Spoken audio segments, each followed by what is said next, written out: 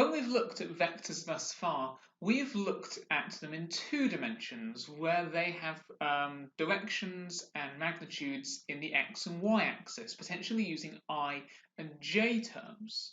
And then with those, we could work out vectors between given points, the magnitudes of those, or in turn use them to create components of resultant forces or so forth, and then in turn work out the angles at which those things are acting.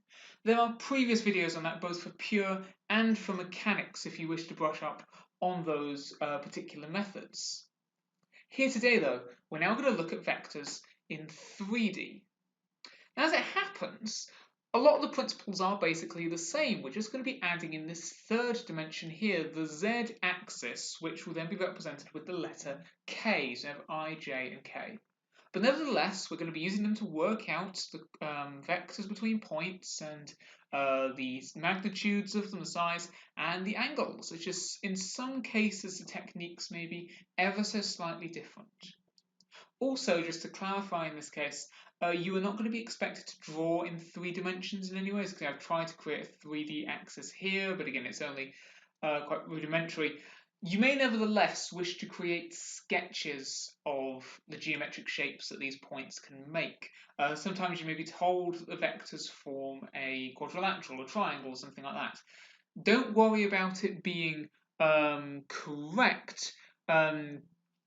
Just worry about representing the general shape so that you can see, okay, this side of the shape relates to this side in this way. Okay, we'll get examples of that in a second when we go through this question. So we have that a point A has position vector of I plus 7j minus 2k. So it would be 1 to the right on this axis, and 7 up, and then 2 back. B is at 4i plus 3j plus 3k. So that's going to be 4 to the right, 3 up, and 3 forward. And then C is at 2i plus 10j plus 9k. So 2 to the right, 10 up, and 9 forward. Now, given that ABCD is a parallelogram, find the position vector of D. So we haven't been given a position vectors or vectors of anything relating to D thus far, which makes sense, otherwise there wouldn't be a question. But to be clear, because we're looking at a parallelogram here, let's just sketch one out, as I was saying. It doesn't have to be accurate. I don't have to try to indicate depth and slants and so forth. I'll just throw up a parallelogram here. So where these two sides here are parallel to each other, and these two sides here are parallel to each other, also all of them with the same length, right? And then potentially we could label this as like A, B, C, and D. Now we're also going to want an origin. Right, let's say a point O here. Because when we say position vector, that strictly speaking is specifically saying the origin to that letter. A vector isn't coordinates, it's a direction and a distance. So we're saying that that point is that distance, that direction from 0, 0, 0. Therefore, also, if we're saying the position vector of D, well, what we're saying is that you want the vector O to D. Now, as with vectors in general, even if you don't have a line that directly connects 2 points together, if you can find a root between them, then it will cancel out to the same thing. So we can say that O to D would be the same as O to A, then add A to D, or if you prefer, like O to B and B to C and C to D, or O to C and C to D. Well, just O to A, then add A to D is just a simpler route. Okay? But because we don't have the position vector of D, we can't work out how to get from A to D, right? So what we're going to have to do is find another side which has the same length and the same direction as A to D. So we can say, well, that's the same vector, it's parallel to it. Well, what side of this parallelogram is parallel to AD? That would be BC. So we can say that OD equals OA add BC. Now, the BC itself is going to equal whatever it takes to get from one I term to the other I term, from one letter to the next, from one point to the next rather, and then J to J and K to K. So in this case, if B has an I term of 4, and C is an item of 2, what it would take is minus 2i. And for the j, to get from 3j to 10j, you'd be adding 7j. And for the k, to get from 3 to 9, you would add 6k. So altogether, the O to A, that's just the position vector of A that we're already given. So it's going to be I plus 7j minus 2k. And then we're going to add to that, or then minus 2i plus 7j plus 6k. So overall, O to D would have a value of, a vector of minus I plus 14j and then plus 4k. Now then after this, we are told that the vector AX has the same direction as AB. Given that, now this symbol here, the modulus symbol, in this case refers to the magnitude of the vector. So the magnitude of A to X is 10 root 2. Find the position vector of X. Well, first of all, just to clarify a couple of things, by saying that AX is in the same direction as AB, we're saying, first of all, that they're parallel, right? But also, in this case, because it's also starting from A, we're saying that it must be basically a continuation of the line. So X could be maybe somewhere up over here, going the same way. Another way to think about it is because these vectors are parallel, we can say about parallel vectors, is that one of them just equals some letter, I'm just going to use x, times by the other. Therefore, if we work out what a to b as a vector is going to be, well then times each of those I, j and k components by whatever letter you chose here, in my case the x. To get from your a to your b, just like how we did b to c, to get from I to 4i, that's going to be 3i, so now times by the x, that'll be 3xi. Then to get from 7j to 3j, that would be minus 4, so minus 4xj. Then from the k, the minus 2 to 3, that's going to be now plus 5xk. To reiterate from what has been said in previous 2D vector stuff, when we're saying the magnitude of vectors, we're saying the resultant, if you were to draw them out, the length, the actual size. In 2D, you would treat this using Pythagoras' theorem. We are going to do that the same essentially with the 3D trig, 3D vectors. So it will just be the square root of whatever's in front of the I plus whatever is squared plus whatever's in front of the j squared plus whatever in front of the k squared. Doesn't matter, there's 3 terms, it's the exact same principle. So 3x squared plus the minus 4 squared. Remember, when you're doing a negative number to a power, be sure to put the negative number in the brackets first, and yes, there's also another x in there, and then plus the 5x squared. So altogether, if you were to expand those brackets, that would collect to be 50x squared, which, because we know the magnitude of this is actually that, we could say that's equal to 10 root 2. So from here, if you were to square both sides to get rid of the square root here, you'll end up with 50x squared equals 200. Therefore, your x squared is going to equal 4. Therefore, x equals 2. Now, yes, when you square roots, you do get 2 possible answers, a plus and a minus. But in this case, because we're going in the direction of AB, we know that this multiple has to be the positive. If it was a negative, that would be saying we'd be going backwards, and that wouldn't be in the direction, it'd be in the opposite direction. So yeah, have to take the positive 2. So now that we know that x is a positive 2, we can now work out what the position vector of x is going to be. So that's going to be O to x. And just as how O to D was like O to A add A to D, we'll treat O to x as O to A add A to x.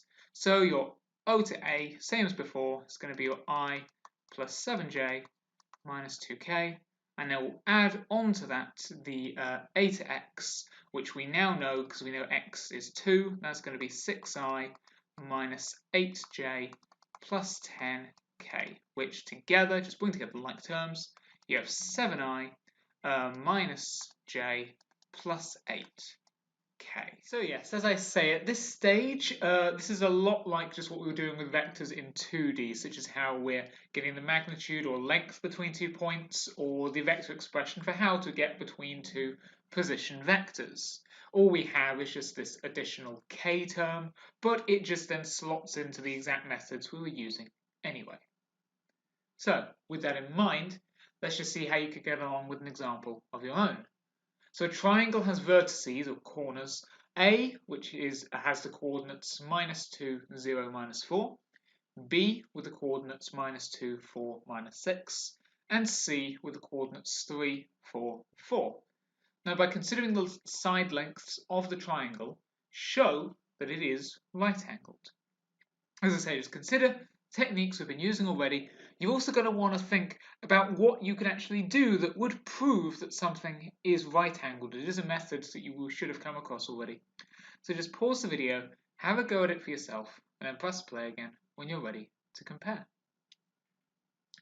So, the way that we can show that a triangle is right-angled is to show that its sides conform to Pythagoras' theorem, that a squared plus b squared equals c squared. In order to have lengths that you can put into this though, we're going to need the magnitudes of those side lengths, and to get the magnitudes, we need the vector expressions themselves. Again, it's not just these position vectors as is, we need to work out how actually do you get from A to B? How do you get from B to C? How do you get from A to C? Well, to get from A to B, the x-coordinate of A is -2 and of B is also -2. So actually we need to go 0 in the I direction. For J though, right now at 0, we need to get to 4. So we then have plus 4J. And then for the K, you're currently at -4. You need to get to -6 though, so that'll be -2K. Now for BC, you're currently at -2 in the I, you need to get to 3, so that's going to be a +5I. At 4, you need to be at 4, so it'll be nothing in the J direction. And then you're at -6, you need to be to 4, so then you'll add 10K. And finally, just for your A to C, from -2 to 3, just as before, is going to be 5I. You're then going to go from 0 to 4 in the J, so that needs to be +4J. And then you're going to go from -4 to +4 in the K, so that's going to be +8K. Well, now that we have these vectors, now you can get the magnitudes. So the magnitude of A to B, the length of A to B, is going to be the square root of 0 squared plus 4 squared plus -2 in brackets squared, which you could come to root 20. I'll just leave it as a surd for now. For the magnitudes of the others, so the magnitude of BC, you'd have the square root of 5 squared plus 0 squared plus 10 squared. That's going to lead to the square root of 125. And then lastly, the magnitude of AC, that's going to be the square root of 5 squared plus 4 squared plus 8 squared, which together gets you the square root of 105. Now, to show that this is Pythagoras, we'll want to identify which side is going to be our C. Well, the C is going to be the longest length. That's going to be the root 125, the BC. Therefore, we can say that your AB squared plus your AC squared should equal your BC squared. Well, let's just double check. AB squared, well, root 20 squared, that's just going to get rid of the square root. So that's going to be 20. Same with the AC, when you square that, that just gets rid of the square root, so that would be 105. We'll add those together, you get 125. How does that compare to BC squared? Well, remove the square root, it's also 125. Therefore, we show that this triangle is right-angled. If we're okay with that, we're happy with how we're able to use our vectors to prove this geometric fact. Let's just go on to one further question. So for this, we have that point A has position vector of 2i plus 2j plus k, and the point B has position vector of I plus j minus 4k, both relative to an origin 0. Now find the position vector of C with position vector of C, given by C equals A plus B. Well, here we can see it's just telling us to add the two vector expressions together. So if we add together the i's first, we would have, so 2i add I is going to leave us with 3i, and 2j add j, going to leave us with 3j, and then k minus 4k will be minus 3k. Simple enough for our position vector C. Now then show that OACB is a rectangle and find its exact area. Now, this is where the question could get a little bit tedious. So we're going to, first of all, maybe want to draw out this rectangle just so we can visualize it, right? So they've given us these letters in this order for a reason, okay? And as before, with these sketches, you're in no way trying to show this accurately geometrically. We're not going to care about which corner is actually where and how much is it tilted or slanted or whatever. We're just drawing a rectangle, and we're just going to label this, say, O, A, C, B, going clockwise around in the order of the letters that they gave them to us. And it also makes sense that we're going to have A, C, B here as well, because to get from O to C, we went through vector A first, and then we went through vector B, and because there's a rectangle, this side here, AC, it's going to be the same as the OB here. So actually, yeah, might as well just label that on, so say that's going to be your vector B, this will be vector A, this will also be vector A, and then this will also be vector B. Now, if we're going to find its area, first of all, actually, because that's the simpler part of this, or the quicker part of this, how do you work out the area of a rectangle? Well, you do the base times the height. So that would be the length of OA times by the length of OB. Well, in this case, the length is going to be the modulus. So the modulus of A times by the modulus of B. So there we're going to have here, modulus of A would be root of 2 squared plus 2 squared plus 1 squared. And then we're going to times that by the square root of 1 squared plus 1 squared, and then, well, plus minus 4 squared, which altogether is going to get you an area 9 root 2. But then as for actually proving that it is the rectangle, for this, we're going to have to prove that all of these corners are right angles individually. Now, if these were 2D vectors, we could potentially work out the angle between these lines by treating them just like triangles in theory, and with their resultant force essentially, and working out so angles from there, because I think you can see how we're doing the angles in the 2D vectors videos. But here, because they're in 3 dimensions, it's a little harder. What we're going to have to do is something called the dot product. That is to say that the vector A multiplied by the vector B would give the same thing as the magnitude of A times the magnitude of B times by the cos of the angle between them. Now, as it happens, if we were to have 90 degrees, the cos of 90 is 0, which would make the entirety of this right-hand side here equal 0. And therefore, we're saying that A dot B equals 0. So if A dot B equals 0, it is therefore 90 degrees, therefore it is a right angle. I just want to show, first of all, though, exactly how you work out the angle if it wasn't 90 degrees, though, which will also, of course, demonstrate then what I possibly mean by A dot B. What is this dot product? Because, as I say, because we know it's a rectangle, we know these are going to be 90, we know that's just going to come to 0, I'm going to pick some other sides to combine instead. I'll go with the OA, but then I'll go with OC here. So I'm going to try to find this angle here in the 3D space. So when we're saying A dot B, what we're going to say is the coefficients of I times together. So in terms of our position vector of A and position vector of C, so that would be 2 times the 3. Then add the product of the coefficients of J, so again that's going to be 2 times 3. And then add the product of the coefficient of K, so 1 times minus 3. So in this case that's going to come to 6, add 6, minus 3, which will equal 9.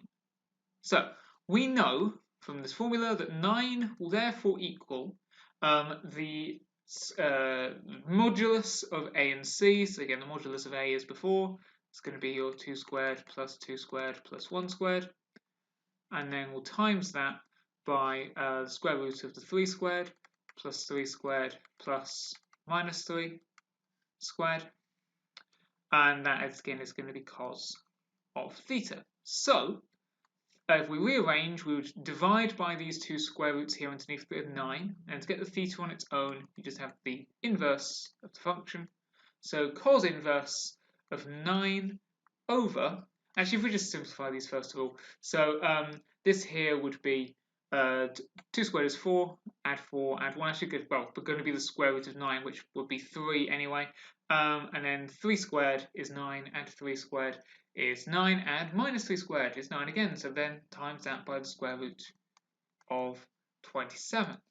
If you just put that into your calculator, you would get that the three-dimensional outward, the angle in a 3D space between the position vector of A and the position vector of C is approximately 54.7 degrees.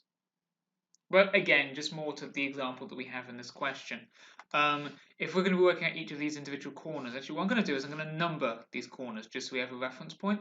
So this will be corner 1, this will be corner 2, this will be corner 3, and this will be corner 4. So for corner 1, we're going to be looking for the A vector times by the B vector. So A and B, we're looking at back from over here. So we are going to have 2 times 1, add 2 times by your 1, add the 1 times minus 4, which is going to equal 2, add 2 minus 4, which equals 0.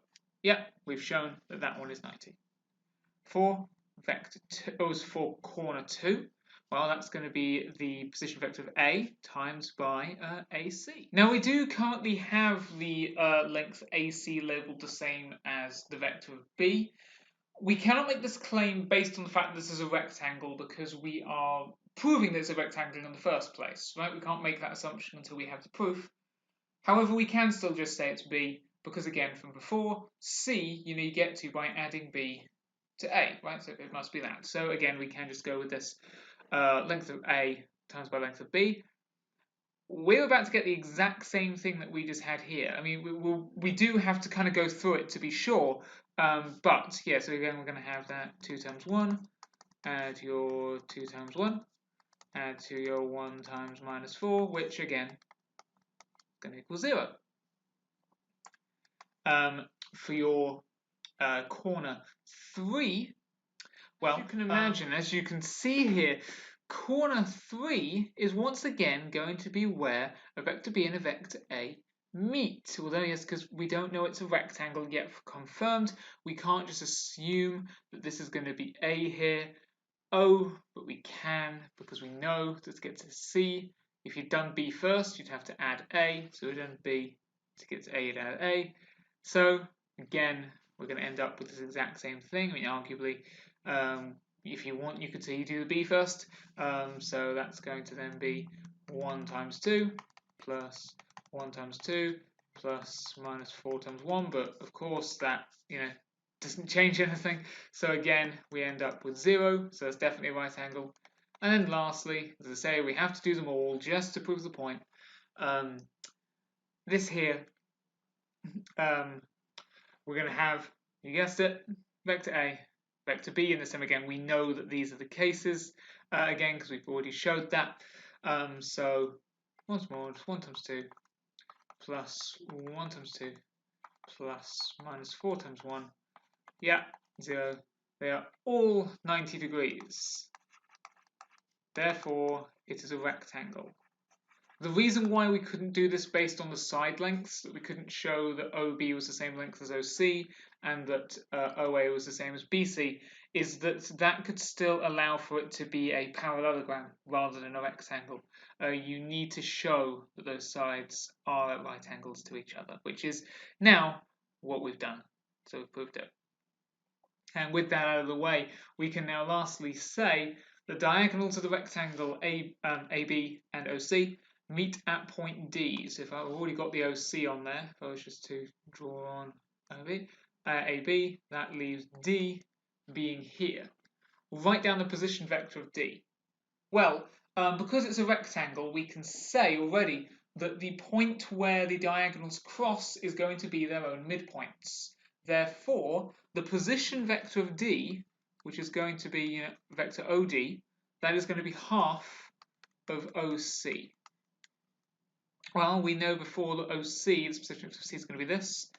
Therefore, the position vector of D is going to be half of this. So if you like fractions, we can say that's 3 over 2i plus 3 over 2j minus 3 over 2k. Or if you wanted decimals, you say 1.5i plus 1.5j minus 1.5k. Again, a lot of this has been using the exact same principles as before. There's just a slight further development here. In terms of the angles, we now have to use this dot product rule. Technically, that would work for the 2D vectors, I believe, as well. But again, with the 2Ds, you can more just draw them out as triangles and just work it out using trig. Here we have to use this more complex method. And then, as we can see, we require, we can use these methods to show more geometric concepts as such, to give more proof kind of questions.